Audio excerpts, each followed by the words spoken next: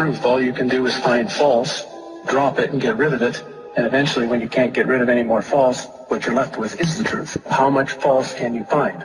And there's lots in history. I was looking around the internet and came across the images of the 1893 Chicago World Exposition, and it blew my mind because it looked like ancient Rome in the middle of downtown Chicago. And as I looked at it further, well, here's another one in Philadelphia, here's another one in St. Louis, in Buffalo, in San Francisco, and then as soon as they were done, they tore them all down and threw them in the garbage. That just told me there's something wrong with all of these. The story of the expositions is a gigantic lie. And I think it's so huge of a lie because I think they're right at a bridge point when so many things about the 1800s that seem strange and weird, right as this sort of period ends of unbelievable strangeness, and all of a sudden these fairs spring up all over the world with impossible buildings we're talking about, which are colossal structures. Chicago built 700 acres of fair in supposedly less than 2 years. St. Louis built 1,200 acres of exposition buildings. One of the buildings in Chicago, the manufacturer's building, would house 300,000 people. There's a giant statue in the middle of the lagoon. It was called the Golden Lady, and it was known as the Statue of the Republic. It was 65 feet tall. They say it was covered in gold leaf that had copper underneath, but others speculate it was actually made out of solid gold. So you're talking 65-foot high, potentially solid gold statue. We're talking giant structures and looking like ancient Rome with towers and domes and columns and the most fine, ornate pieces to them in these record, unbelievable times. Then as soon as they're done, chuck them in the garbage.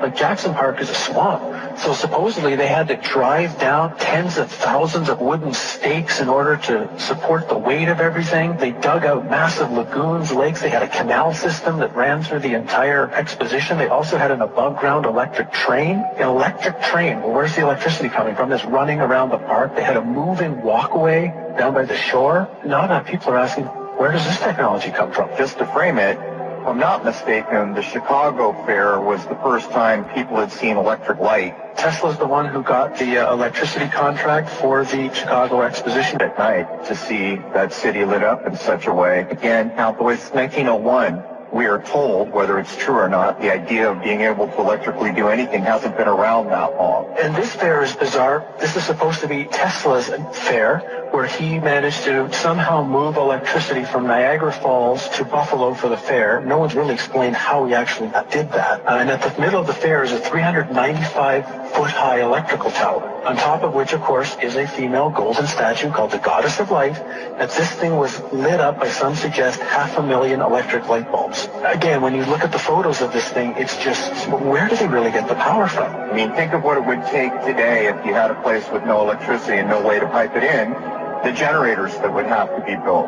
For example, there's a building that went up for the Barcelona exposition in 1888. It was claimed to be the fastest built building in the world, 5,000 square meters, capacity for 2,000 guests, 600 rooms, 30 apartments, and it was supposed to be built in 53 days. This is supposed to be a time of horse and buggy. The 2-year building times are actually impossible unless the two most likely theories would be either A, they had a technology that they're not supposed to have, and it really was built in that time frame. Even if they built them, they had to build them out of marble and stone in record time, or the buildings were already there. They'd been there for hundreds or thousands of years, fixed up, refurbished, repainted, hence the term whitewashed, which is the term that was used for the Chicago Exposition, which was paint all the buildings with this brand new spray paint that they had just developed to spray paint all the buildings in record time, so you couldn't tell if anything was old or anything was new. How long did these things tend to stay open? When they built these things, supposedly over 2 years, which is the narrative, how long were they there for? 6 months.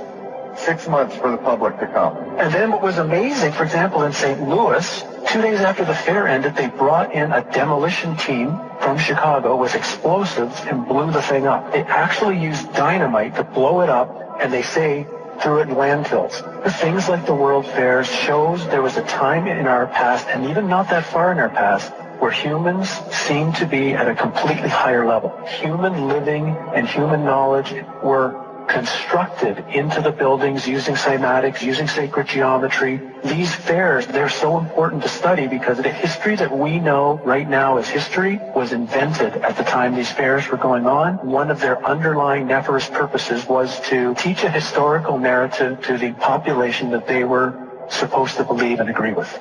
And scarily, the world we're walking into today is in some way has its origins during the time of these fairs.